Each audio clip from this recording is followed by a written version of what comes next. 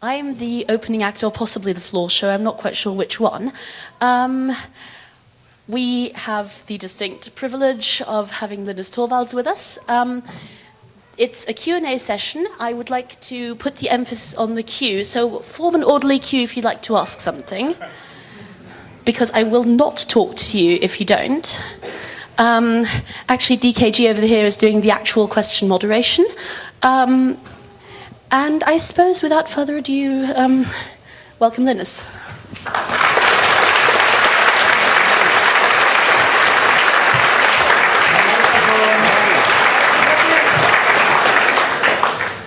So apparently there are absolutely no questions. That's fine. We'll cut it short. Just out of interest, how many of people are local here? I just want to know. Okay, so not too many, because I did a Q&A a few months ago at the local Portland Linux Unix users group. So I was hoping there were new people here, which there apparently is.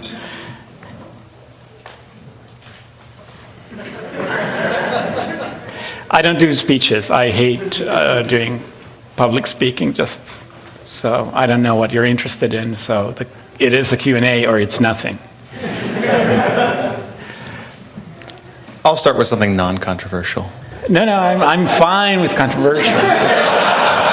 That's not usually my problem. Yeah. It's well known around these parts that in 2007 you did an interview where you said that although you've used many Linux distributions, you had never used Debian because you found it difficult to install. Yes. Have you tried it since? No. That was quick. I'm sure it's gotten much easier to install. To me, a distribution is, I'm sorry, you may want to close your ears now. A distribution is not very interesting. I want it to be easy to install so that I can just get on with my life, right? Which is mostly the kernel. The closest I got to installing Debian was there was one machine. I forget which one it was. It may have been the MacBook Air that actually had trouble installing something. And Debian, the installer would boot, but then it didn't install there either. And eventually I figured out what was the problem with that machine, but by then it was too late. I have tried Ubuntu, and that got nixed really fast because they made it really hard for me to install my own kernel. And when make install doesn't work for me, I'm like, whatever, I'll do something else then, right? So somebody should check that you can just do make install and you don't have to build a package and install a package, right? Because if I have to install a package, at that point the distribution gets in my way, and at that point I'm saying, okay, I'll do something else instead. Okay. If there's a way to break installing an operating system, I've found it multiple times, and if there isn't one you already know of, I found it. And Debian, last time, super easy. Highly recommended trying. Maybe I should try. I mean, one of the problems I have is I am not an MIS person. I mean, I may do kernels, and people think that that means that I'm technical. But when it comes to actually maintaining machines, I am a complete disaster, right? I change my own machines regularly, so changing the system I run on my machine would be easy, right? I end up upgrading machines a couple of times a year usually, but I end up having also to maintain my family's machines. And that ends up being the one that I don't upgrade my family's machines very often, and I don't want to run multiple different distributions across different machines because I suck at MIS. So it ends up being, for me, a distribution is something very sticky. Once I started with one thing, I have a really hard time just doing something else because that means I have to switch over all my kids' machines, my wife's machine, and that's just painful. So that's why. Okay, so this is a little difficult. I guess we're all, at least for me, I'm kind of wondering very much like I think you are lately, how to get to the year of the Linux desktop, if you will, right? Wow. All right, and we'd all like it to be the year of the Debian desktop if possible, and I'm trying to figure out, if anything, if you have any insight as to possibly how to get closer or towards that, if anything. So, I mean, there's a lot of things that are getting closer to that, and I think, I mean, technical people don't tend to use Chromebooks, but I think that Chromebooks are the kind of thing that will make the year of the desktop more possible, right? Because once people get used to running their applications basically as a browser, that makes a lot of things much easier. That said, let me go on my first rant of the evening, right? One of the problems desktop has, I mean, ignoring all the purely market and getting pre-installs and making it just so that normal people, and by normal people I mean obviously non-technical people, will just buy a machine and it just works. One of the things that none of the distributions have ever gotten right is application packaging, right? And now somebody will say, hey, dpackage is way improved and much better than RPM, and that's not at all what I'm talking about. I'm talking about actual application writers that want to make a package of their application for Linux. And I've seen this firsthand with the other project I've been involved with, which is my Divelog application, right? We make binaries for Windows and OS X. We basically don't make binaries for Linux. Why? Because making binaries for Linux desktop applications is a major fucking pain in the ass, right? You don't make binaries for Linux. You make binaries for Fedora 19, Fedora 20, maybe there's even like RHEL 5 from 10 years ago. You make binaries for Debian Stable. Well, actually, you don't make binaries for Debian Stable because Debian Stable has libraries that are so old that anything that was built in the last century doesn't work, right? But you might make binaries available for Debian, whatever the code name is for unstable, and even that is a major pain because, Christ, we had this small local flame fest just a couple of days ago. Debian has these rules that you're supposed to use shared libraries, right? And if you don't use shared libraries, getting your package in, is just painful. But using shared libraries is not an option when the libraries are experimental and the libraries are used by 2 people and one of them is crazy. So every other day, some ABI breaks, right? So you actually want to just compile one binary and have it work. Preferably forever, and preferably across all the Linux distributions. And I actually think distributions have done a horribly, horribly bad job. One of the things that I do in the kernel, and I have to fight this every single release, and I think it's sad, we have one rule in the kernel. There is one rule. We don't break user space. Everything else is kind of a guideline. The whole security thing, it's a guideline that we shouldn't do stupid shit, right? But that's not a hard rule. People do stupid shit all the time. I don't get that upset. People break user space. I get really, really angry. I mean, this is something that is religious for me. You do not break user space. And even in the kernel, every single release, I have people saying, okay, I'm changing this ABI because it's cleaning stuff up. And I'm like, no, you're not changing that ABI because I will crush you, right? And actually, it's often okay to change ABI as long as nobody notices. But immediately when somebody notices, it's a bad thing. And this is like a big deal for the kernel. And I spend a lot of effort explaining to all the developers that this is a really, really important thing. And then all the distributions come in and they screw it all up because they break binary compatibility left and right. They update glibc and everything breaks. Hey, you can recompile everything, right? That really seems to be the mindset quite often. It's like, the glibc people say, it was a bug, look, here's the standard. It says you can't rely on that. Nobody cares. If it's a bug that people rely on, it's not a bug, it's a feature, right? And I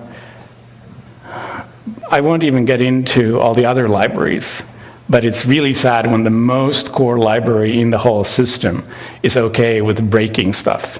And as long as things improve and they fix the ABI. So that's my rant, and that's what I really fundamentally think needs to change for Linux to work on the desktop, because you can't have application writers do 15 billion different versions. And I'm on record as saying that maybe Valve will actually save the Linux desktop. And it's actually not because I think games are important. I don't care, I don't play games. I think some people do, so games may be important. But the really important issue is, I guarantee you, Valve will not make 15 different binaries. And I also guarantee you that every single desktop distribution will care about Valve binaries. So the problem is, Valve will build everything statically linked and create huge binaries, and that's kind of sad. But it's what you have to do right now. Sorry about the rant.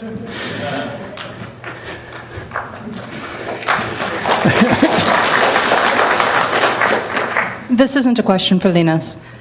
I just wanted to, this should have actually been something that was relayed to the audience at the beginning of the talk, and I'm terribly sorry that I didn't do this, it's my fault.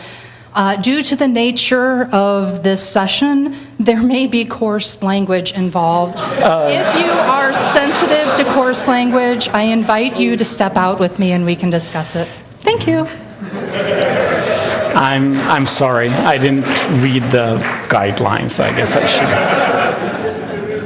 They sent me the guidelines, so you can't really blame the organizers. It's my fault.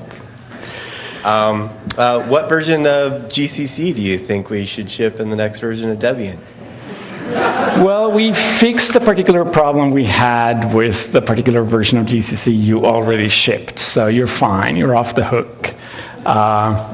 There's still some discussion, all the discussion seems to have mostly died down, that the way the kernel fixed the GCC bug, and realistically, almost nobody else is going to be impacted by that bug, because you need to have inline assembly, and very few projects do that. The way we did it in the kernel was kind of a big hammer approach, and some people were a bit upset about that, but it does mean that any version of GCC that is more recent than, let's say, 4.2 is probably fine. I have an incredibly boring technical question. I recently saw that there was another patch for proposal of revoke getting implemented. So have you had a look at this yet? I haven't had time to look at the patch. I looked at some of the very core infrastructure for it, the whole counting thing that it used. And it's probably going to happen. One thing that I was happy about was that one of the comments was that this might end up being generic enough that we can use the same thing that we basically use for sysfs, which kind of has the same issue anyway. I mean, we have a lot of our own internal things that can be revoked already. It's just that it's not exposed generically for any file descriptor. It's going to be painful. I mean, it's there's no question about that. And at the same time, people have been asking about revoke for a long, long time. So it's going to get done. I'm not going to say it's next version. It's probably going to be some discussion before it goes in. Thank you. Hi. I'm sorry to ask this question almost, but it's something that I think is a little bit important. How do you think it affects the culture of a community of a project when the leader is on that project's public mailing list telling people in response to patch reviews that they should be retroactively aborted. Right. And maybe that you're surprised that they're still alive because they should have starved to death when they were children because they were too stupid to find a pit to suck on. I agree that some people might be put off by that. But on the other hand, you know what? In the end, I don't care, right? I care about technology, and I've actually seen projects that took the whole political correctness so far that the project no longer is about the technology. Wow.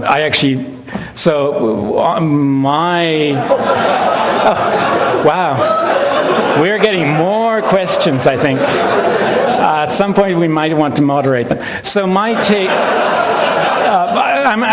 don't get me, I'm very happy to talk about this. It's not a problem for me.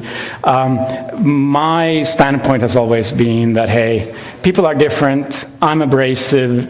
I grew up in a culture that I think is not quite as politically correct as the culture, especially in the US today. I also grew up in a family that was largely dysfunctional. So, so people are different, and some people take offense, and some people give offense, and we all have to live together, but the living together is not by finding some lowest common denominator. The living together, and it has actually been fairly successful, is to realize that, hey, unlike your family, you can actually pick your friends, and you can pick the co-workers, and open source is actually really good at that.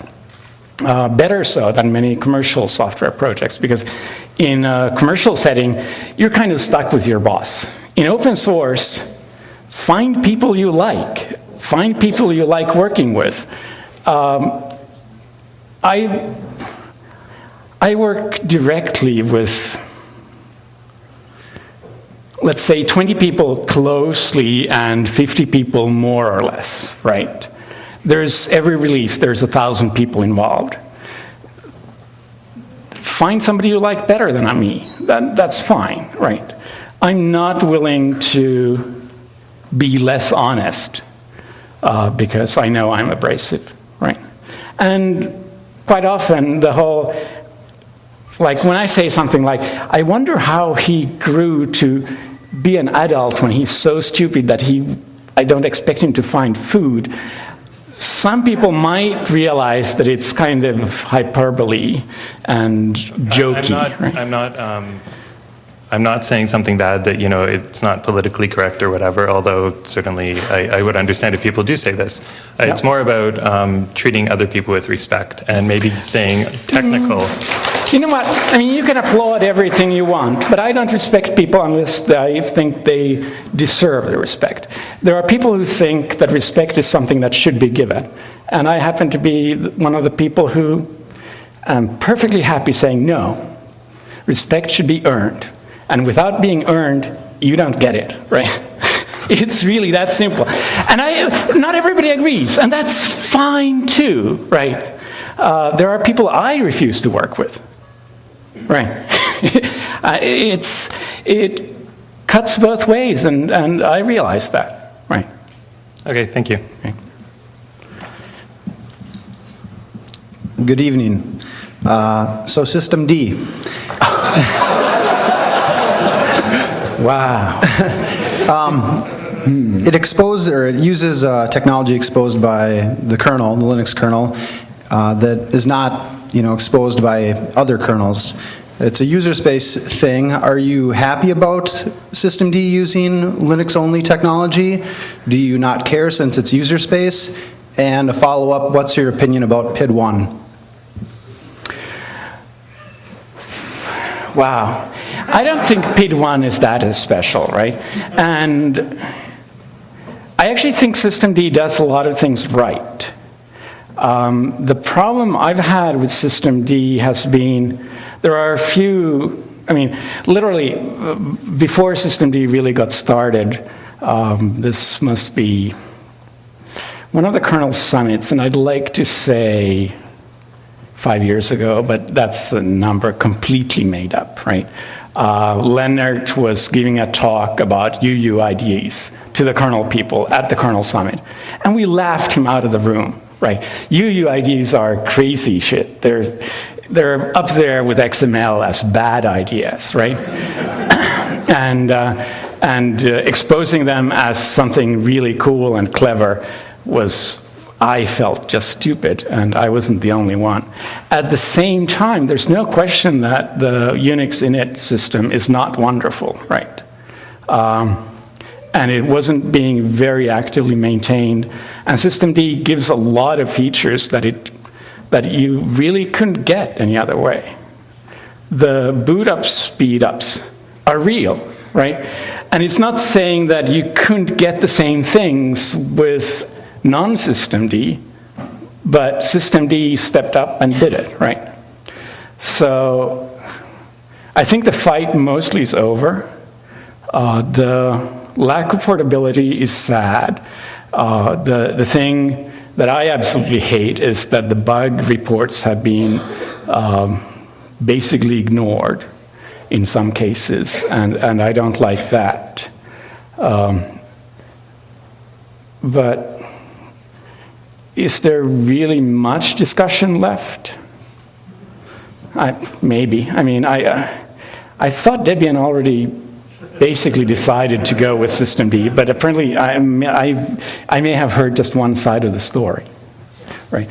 I realize people expected me to hate systemd.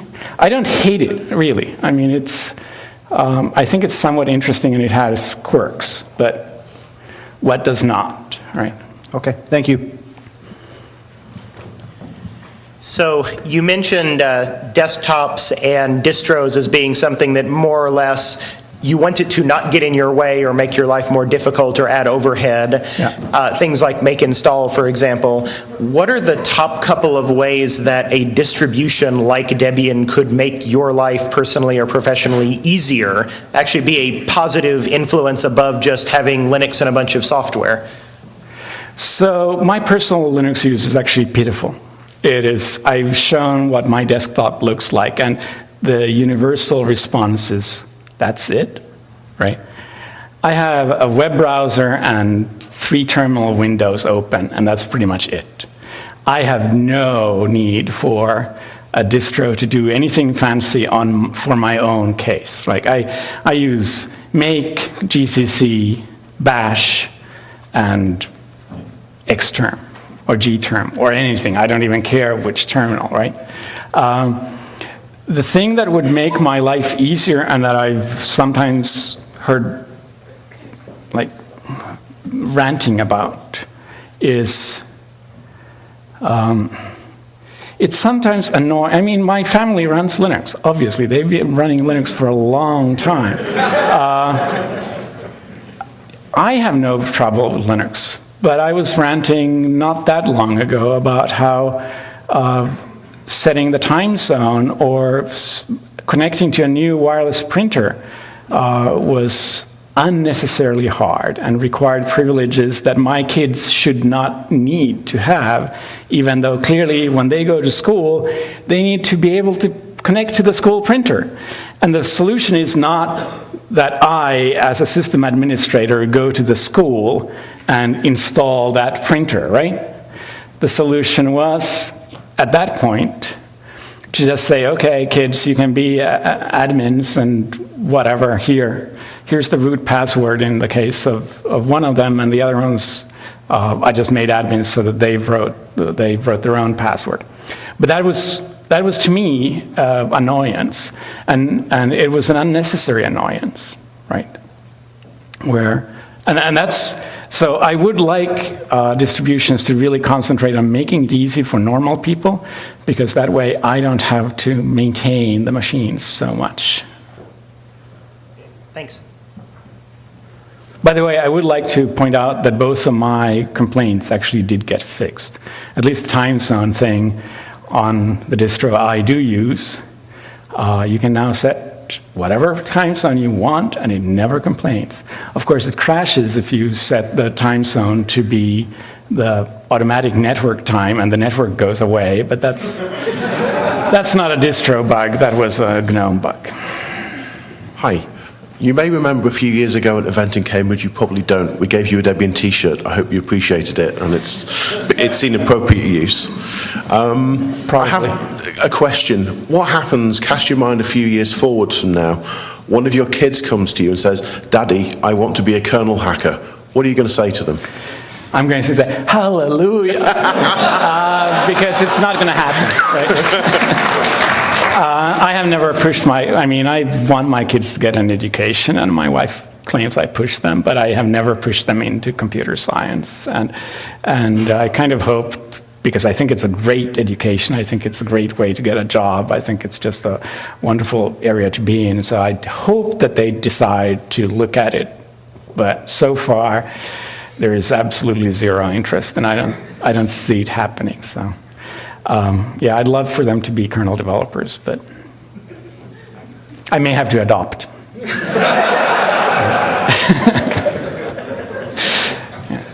Hi. In discussion to further the conversation about subsurface, I have a half-troll, half-serious question, which is, have you considered circumventing distributions entirely and distributing subsurface as something that runs inside a Linux container using LXC or Docker or something like that? I haven't, and I have to admit that I'm not even the maintainer of subsurface anymore. I started the project, and like most smart people, I just pushed it off to somebody else who was willing to take it. It has been talked about. It's not something Subsurface will do on its own, but there are projects that apparently have realized that this is a problem, and there's been noises about making the whole Docker container work as a way to install application packages sanely, securely, and in an environment that is limited, or maybe not limited is the right word, but in a standardized environment so that you can do things like upgrade your system and not break your applications. So I'm actually hopeful that there are people who are looking at this. Subsurface is a small project with basically a handful of developers, which is actually true of most of them. I mean, you probably know, probably all of you work on small projects with a handful of developers. It means that those kinds of projects don't really have the resources to say, hey, we will push through this thing that makes our binary work across all these myriad Linux distributions. But is anybody working on something like that here? One hand, no, two hands. So someday, yes. This isn't really a question, and I'm sorry to have to say this, but you know, I like working with people that can express technical disagreement in a reasonable and often pleasant way, and without resorting to playground insults. And it's really disappointing to me that you don't think that's important. That's fine. Right.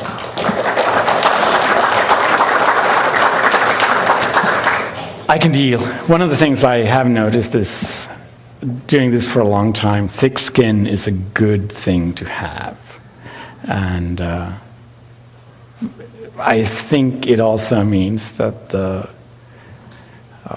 criticism ends up not working so well just because I'm used to it in so many other areas. So sparse was sort of born out of, GCC is too painful to hack on, and Git was born out of, well, Bitkeeper went away and I'm not putting up with any other version control system, so I'm going to go write one. Have you considered going off and solving the application binary distribution problem? What would it take to get you sufficiently annoyed with that problem to go off and solve it and, write something in a week that becomes the new standard? Git was actually a really simple problem. It was just that everybody looking at it were there was something with version control people. They had their mind warped by years of CVS. And Git is actually a really simple problem to solve. And that's why it took 2 weeks to get a first running version. Sparse took longer, But at the same time, writing a C front end is still a fairly simple and self-contained thing. The C preprocessor is interesting, but solving the whole binary issue is really hard. And I mean, part of the problem is you can solve it by just linking everything statically and giving your own file system with the thing too. But you really have to do that right now, right? Because you can't rely on the libraries that the system gives you, and you can't rely on all the paths that those libraries depend on. We literally have that issue. I mean, and this is not Linux specific. This is when you do Windows or OS X binaries, you will notice that packaging applications is hard because different systems have different fonts, they have different paths to icons and things like that. And basically, to be really a complete package, you have to include all of those resources too. I'd love to say that I'll solve that, but I think it's very unlikely since most of the projects I've been involved with have been solving my own personal problem. And for Subsurface, my solution right now is I will recompile. I know it's the wrong solution, but it works for me. And sadly, it works for almost everybody here. It doesn't tend to work very well for maintainers of packages because they can't necessarily ask all their users to recompile, but I don't maintain Subsurface. Other than compile it once, install it, and run it anywhere, what are your requirements for such a system? Is that the one and only requirement, or is there more to it than that? So one of the, like, for example, people have suggested that what we do by using Qt, and before we used Qt, we are cute, like the Qt people say. We used GTK. I had people tell me that you guys are crazy, you shouldn't do that. Use the Java class libraries, and it will look ugly, but it will be easy to get to run most places, right? One of the problems is applications can't do that because they end up requiring, like in the case of Subsurface, we require these odd interfaces to USB, direct interfaces to USB devices or serial ports or stuff like that. And anybody who tells me that serial ports work under Java has obviously been, I don't know, they've been eating the wrong kind of mushroom. I tried some Java dialogues, and the problem was, no, serial ports do not work with Java. So the requirements are actually, you want everything. You want actual hardware access, because not everything wants hardware access, but a lot of programs do want to talk over Bluetooth to something or over serial line to something else. And so you actually you don't want the kind of Linux standard base thing, which is a minimal install that says, okay, for this simple application, and databases tend to be simple in that sense, right? This is all you need to rely on. Now, I mean, for user-facing applications, you want all these graphical libraries with OpenGL, with everything. I mean, this is part of why I'm hopeful about Valve, because they want, obviously, the graphical part, but in games, you actually want the hardware parts, too. You want to have access to your own controller and things like that, so.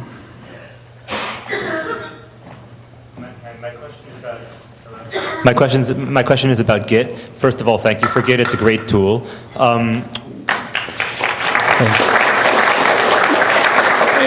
Really seriously, whenever people thank me for Git, you should thank Junio Hamano. And that actually, he's been maintaining it for now 8 years. And over 9. He really took it where it needed to go. And so that's actually leading into exactly my question. So I was going to say that just over 9 years ago, you handed over maintainership to him. And I was wondering, what your thoughts were on where it has gone in that time. So for example, starting with the less obvious one that's relevant in the Debian community of Git Annex, which Joey Hess made, it would for sort of a Dropbox sort of synchronization type of thing. The more obvious ones of GitHub, and actually that's a mixture of an interesting monoculture of off in its own world, but also really popularizing Git and open source drive-by contributions, making a low barrier to entry, and everyone from companies to to teenagers are using it and doing really cool things. So what's your thought on how things have gone since you handed over? So I mean, I have to say Git has been a huge success story, and by now, if you're a developer, I mean, you tend to be using Git. I mean, and the interesting part is, it's true, it's definitely not just the Linux kernel, but it's outside Linux too. It's Windows, it's Mac, everybody's using Git. And it's interesting just because looking back, people used to complain so loudly about all the horrible user interface issues. And some of them were horrible user interface issues, don't get me wrong. I mean, there were warts there. At the same time, some of those warts were not actually warts. They were the design, and people had complained endlessly about it. And 5 years went past, and people stopped complaining and started realizing that, hey, this whole rename thing actually works so much better than it worked in any other SCM, or the whole, okay, Git blame is kind of slow and odd, but wow, it actually follows the code to other files and things like that. It's been interesting seeing how it's not just that people have started using Git, it's that people have started realizing the whole point of distributed and the Git model of distributed systems. I think GitHub has been hugely important. The fact that you have an easy way to do hosting is just enormously important for an SCM. And Git made it easy, right? Git made it technically fairly easy to do that kind of hosting in a way that pretty much any centralized system did not do. But it's still kudos to GitHub, who has been, as a company, one of the driving forces making Git popular. And very much I'd like to say, I mean, Junio, it's interesting. One of the things I personally consider most important when it comes to technical people is this notion of taste. And the reason I gave Git off to Junio is it took me not even months, it took me like weeks to realize, okay, this guy has taste.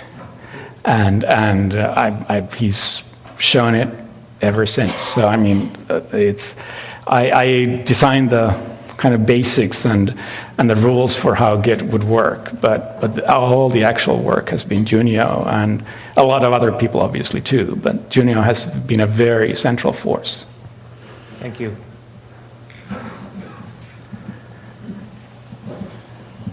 I would like to go back to your original, earlier statement about breaking user space, and I want to make sure that one of the feelings I have agree with that.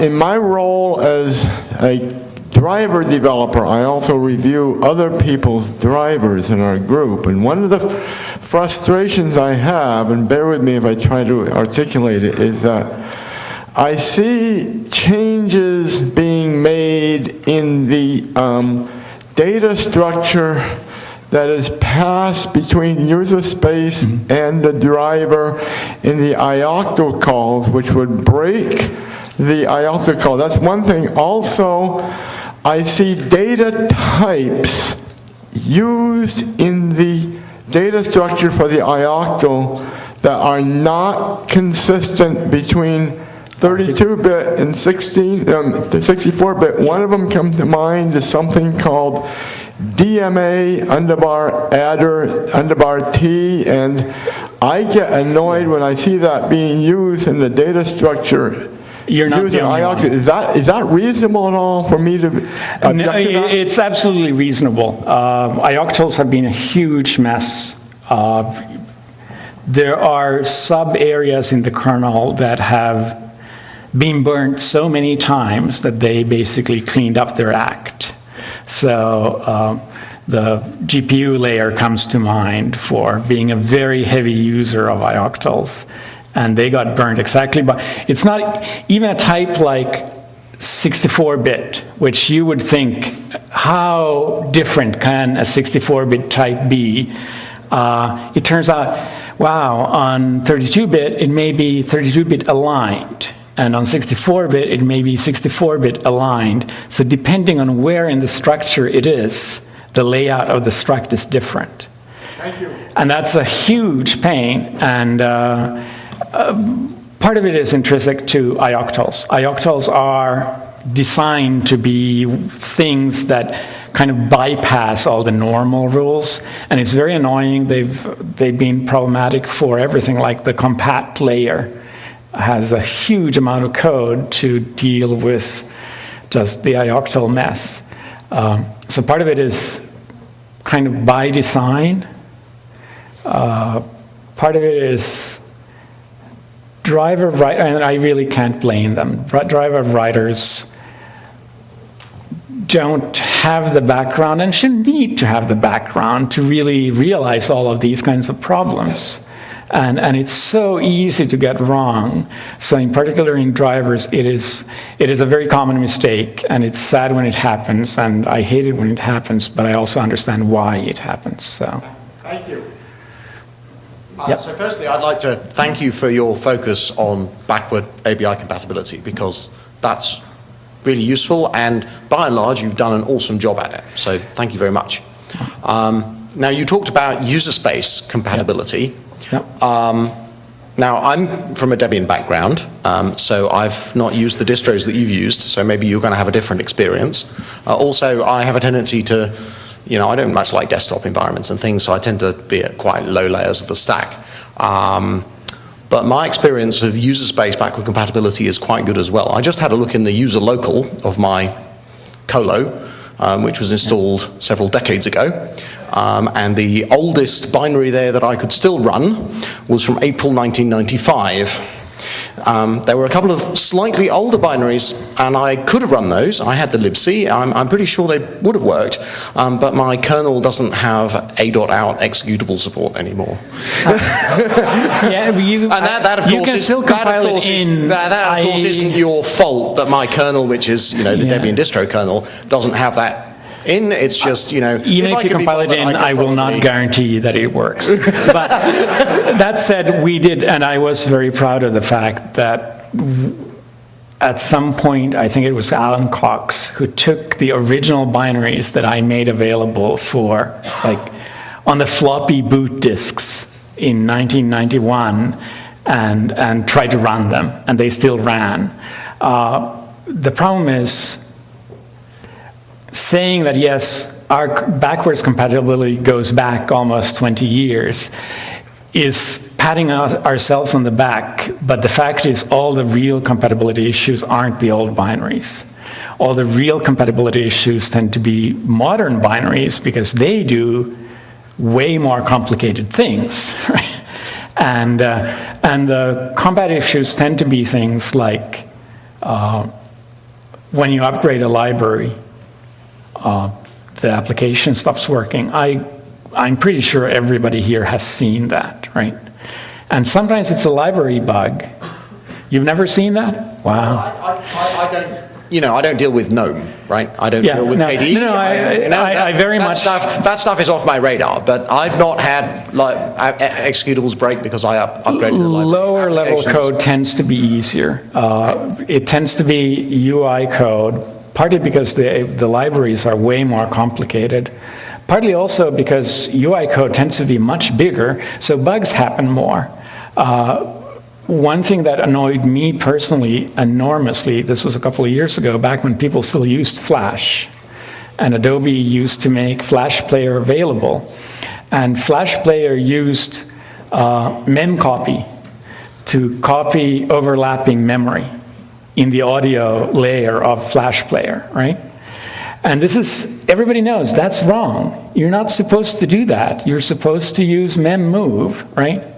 It just happened to work because it was copying from a lower address to an upper one or something, so that from a upper one to a lower, it was compacting memory, and a forward-moving memcopy happened to work, right, by pure luck. And then glibc fixed that pure luck and broke a binary that I could not recompile. And when I can't watch kittens on YouTube, I get upset, right? I have to see that, right? I appreciate your pain there. I would actually agree with you on that point, and I think they should have used symbol versioning to give you a backward compatible, slower version of mem. They could have just made the old memcopy. I think it ended up happening after many, many flames, but I'm not sure. These days I don't have to care about that anymore. But it's the kind of example that we actually have a lot in the kernel, where we fix something that clearly was a bug, and when we fix it, we break something else. And I hope I wasn't the unintentionally funny one here. But it turns out people sometimes rely on bugs, and some of our bugs have been outrageously stupid, right? And then people say, hey, this commit, which was clearly a bug fix, broke my application. And it is really frustrating, and sometimes we just say, okay, we'll undo it. Sometimes the problem ends up being that one of our problems in the kernel ends up being that people often test kernels, especially in like big commercial environments, they tend to be like 2 years behind. So some of these things, literally the breakage doesn't happen when we break things, it happens 2 years after we broke something, and we get a report that, hey, 3.4.15 broke my application, and it can be really hard to find. But we try our best, and I do not guarantee that we don't ever break user space. We do break user space. Sometimes we have to, because it turns out sometimes the interfaces were so buggy that they were glaring security holes without the fix. And sometimes it's like, okay, 2 years have passed, we don't even know what broke. I'm sorry, you need to really dig into this if you need to get it fixed. And a lot of people at that point say, screw that. So we break things, and I'd love to say we never do, but we do. Do you agree that you undermine GPL version 3, and how can we get you to stop? What? How can we get you to stop? Oh, I hate GPL version 3. I undermined it on purpose. I actually thought the GPL version 3 extensions were horrible. I understand why people would want to do them, but I think it should have been a completely new license. My argument for liking version 2, and I still think version 2 is a great license, was that I give you source code, you give me your changes back, we're even, right? That's my take on GPL version 2, right? It's that simple. And version 3 extended that in ways that I personally am really uncomfortable with. Namely, I give you source code. That means that if you use that source code, you can't use it on your device unless you follow my rules. And to me, that's a violation of everything version 2 stood for. And I understand why the FSF did it, because I know what the FSF wants. But to me, it's not the same license at all. So I was very upset and made it very clear, and this was months before version 3 was actually published. There was discussion about this long before. There was an earlier version of version 3 years before, actually, where I said, no, this is not going to fly.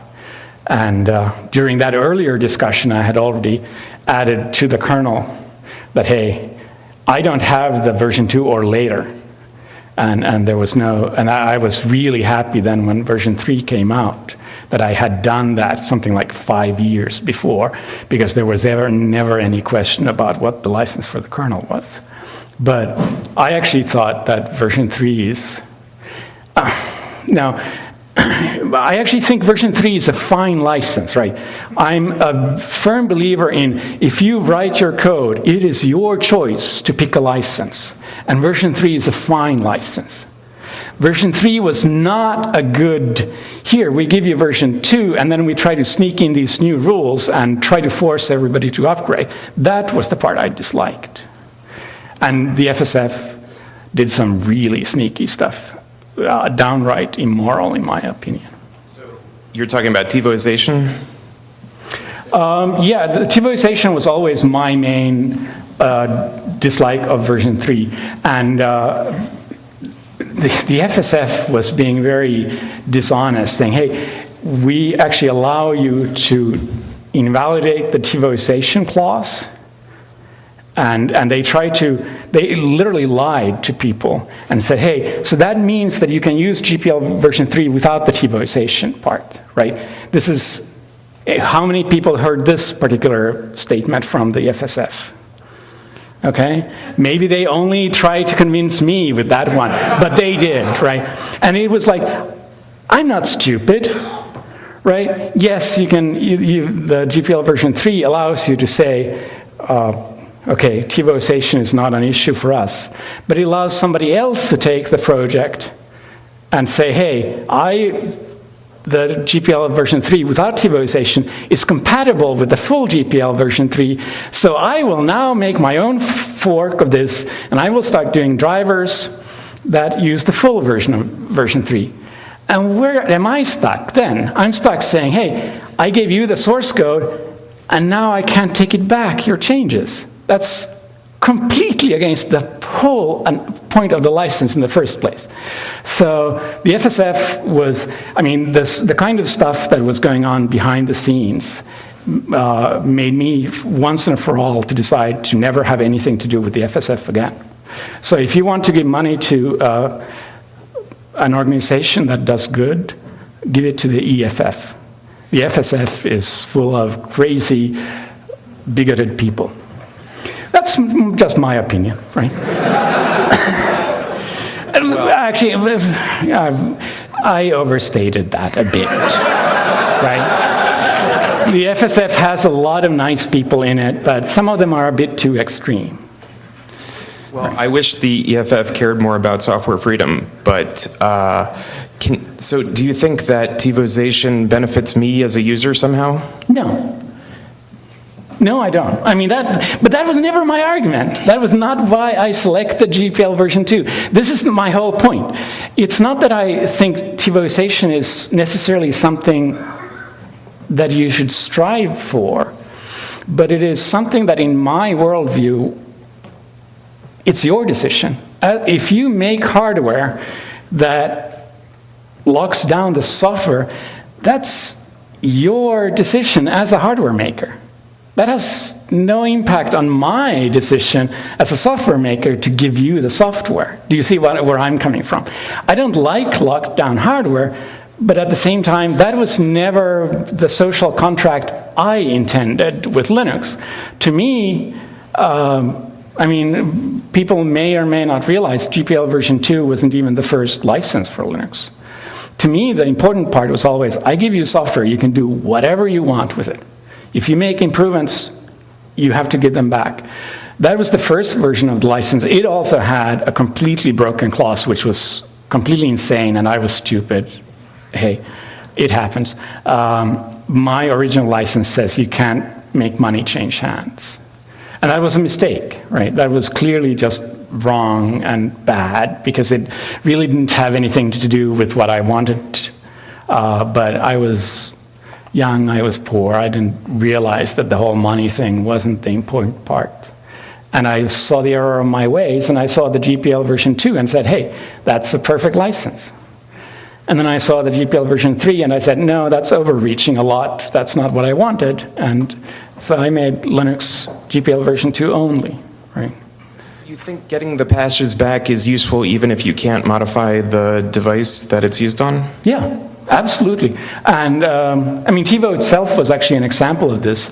Their patches were kind of crafty, but I mean, they were basically running on originally a fairly standard MIPS thing, and their patches were working around bugs in the chipsets they used. And they were valid patches. The fact that they then felt that their hardware had to be locked down some way, I didn't like it, but as I mentioned, I felt that that was their decision. And they had real reasons for that.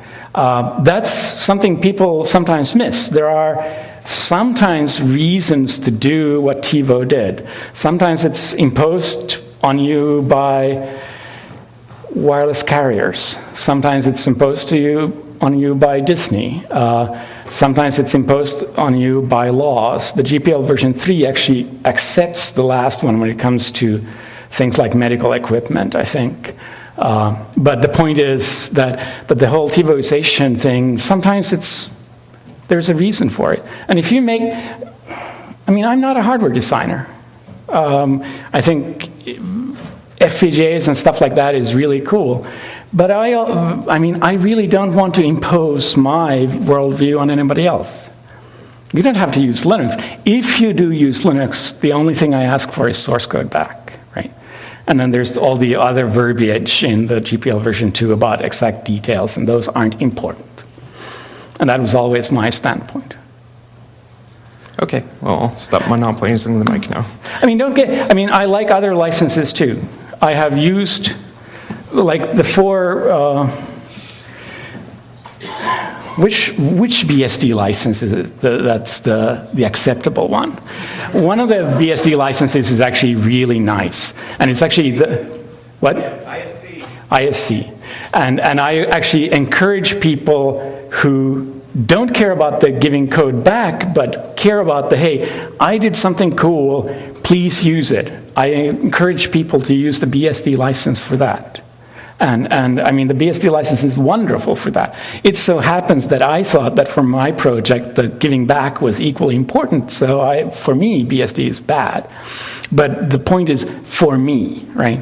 The GPL version 3 may be the perfect license for what you guys want to do. And that's fine. And then it's the license you should use. It's just that when somebody else wrote the code, you don't get that choice, right? I would like to come back to the topic of getting application running everywhere on every distribution and compare it to the out of three modules in the kernel, where the rule is to get your module in the kernel, merge in the kernel. Could we ask maybe the same for the application to get them merged into distributions?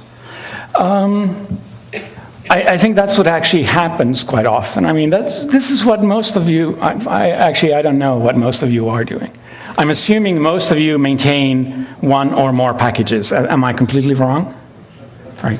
No, okay. So most of you, your work is literally to bring in the applications into the system. And I think that's actually the right solution for all the base applications. Do not get me wrong. I do not think that something like 90% of the core stuff that is open source should just be in the distribution.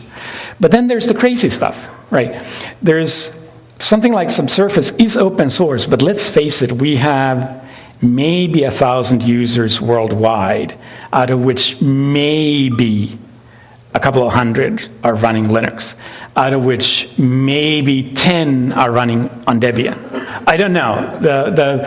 We do have some numbers, so those numbers are not completely made up, but my point is, if you have 10 users on Debian, and you have 10 users on Fedora, and I know we have a couple of users on, actually we have a couple of users on Arch, and we have most of the Linux users seem to be on Ubuntu, which actually kind of makes sense, right? Because divers are not necessarily computer technical people, and Ubuntu has been selling to that kind of crowd.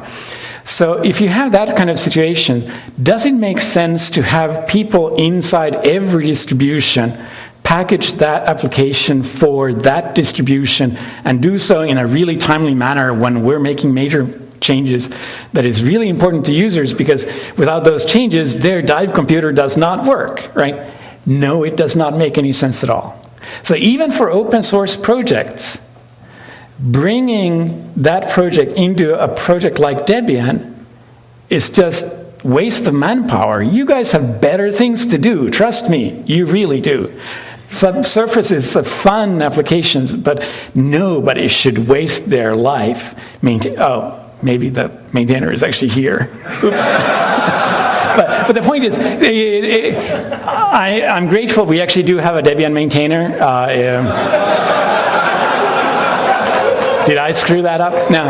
But this is an example of something where it would make more sense for us. Like, for Windows, we have nightly builds. And by we, I don't mean me, because I haven't touched a Windows machine in a long time. But Dirk Hondel, who's the real maintainer, builds basically nightly. And it's really convenient because these users that have problems with a particular model of dive computer, he can make a Windows binary and say, hey, install that package and see if it fixes your problem. This is what you want for real users, right? For Linux, we can't do that. The Debian package is out of date. It's not a nightly build. There's no way to create a nightly build. The only thing you can tell these kind of people is, hey, take the Git tree and compile it and see if it works or not. And that works if you're people like us. But if you're a diver who's in Hawaii and has trouble with his dive computer and is running Ubuntu or Debian, it's not really a very good solution, right? So even for open source, I don't think distros should maintain everything. You should do the core, and the core is still going to be thousands of packages, right? There's no question about that. And then we have all the commercial software, and Debian is probably mostly people who really don't care. I don't know, maybe I'm just projecting here. What is Debian's feeling about, like commercial databases and stuff like that? I don't know. Yeah, so I'm probably talking to the wrong crowd, but some other distributions definitely have the whole thing with, no, hey, Valve is actually using Debian, isn't it? They started off using Ubuntu, but now they're using Debian, right? So even Debian should be aware of these kinds of commercial packages. And for them, they have to give a package. And right now, they have to pick not just a distro, but a version of the distro. So I think we have time for 2 more questions. That's how convenient. Really timely, I guess. We're running badly low on the number of runs, so I have to ask, sorry. Behind not being able to watch kittens on TV and GPL3 and NVIDIA and breaking user space, what is, you think, is the thing that is most wrong with the world? Most wrong with the world? You know what, I mean, I'm famous for being a negative Nelly and just shouting at people and being an ass in public and just using 20% curse words in any random email. The fact is, most of the time I'm actually very happy. It's just that when I'm happy, I'm quiet, right? So I'm not really all that down on things. It's just that when you see me in public, it's usually because something went wrong, right? So, world is good, everything is okay with it? The world is actually mostly good. I mean, and Linux is doing great, and I really have no real complaints. But then I get up on the wrong side of the bed, and I want to bite somebody's head off, and somebody sends me a patch that breaks something, and I get really upset. Actually, yeah, I mean, part of it is I enjoy arguments. People still quote the argument I had with Andrew Tannenbaum 23 years ago, because I was this young, stupid university student, and what do? I start arguing with the professor who made the operating system that I was using, right?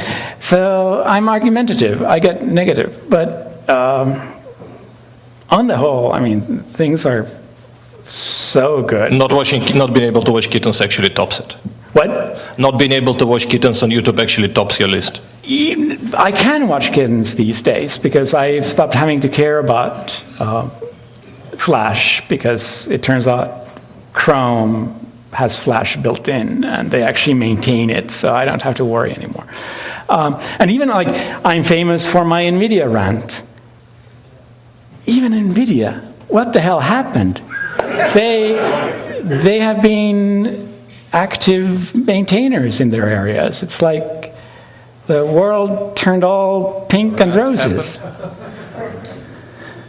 Your rant happened? I'd like to say that maybe it was helpful. It certainly raised the profile of the problem. So, hey, maybe sometimes cursing is good, right? But I actually think the rant raised the issue, but realistically, NVIDIA also noticed that Android is so important to them, and Linux has actually become a major player to them now that they are working on the mobile space. So they started realizing, hey, maybe we should play together. And that's the much more important part, where, and that's the one that has brought so many companies around. So, thank you. So I just wanted to ask a question about security, get your ideas on that. Are you familiar with Capsicum and the per process? I've heard the name. I have to admit that I do not know the details. So it's per process, so you can fork a process and then limit the privileges on that. So, but I'd be curious about your thoughts on SE Linux or AppArmor, or any of the other. So the thing is, I dislike black and white people, and a lot of the security people are very black and white, and the only thing they care about is security. This has often resulted in me butting heads with security people. At the same time, I mean, security is important. There's no question about that. We've had problems with security code that does horribly, horribly bad things because the people who wrote it thought security was the only thing that mattered. And we've had huge performance issues, for example. And I used to run without SE Linux because when I did file system optimizations, having SE Linux enabled was completely pointless because at that point, any optimization I did was worth nothing, right? Because SE Linux would just take up all available time checking credentials, right? At some point, I realized everybody else is actually running with SE Linux on, so I started turning SE Linux on and seeing where the problems were, and most of them were reasonably easily fixable. So SE Linux is still quite noticeable under certain loads, but it's much better than it used to be, and I'm not taking credit for all of that.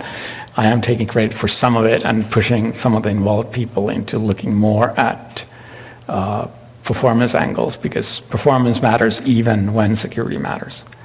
One of the biggest problems I've had with SE Linux, or not so much with SE Linux, but security in general, is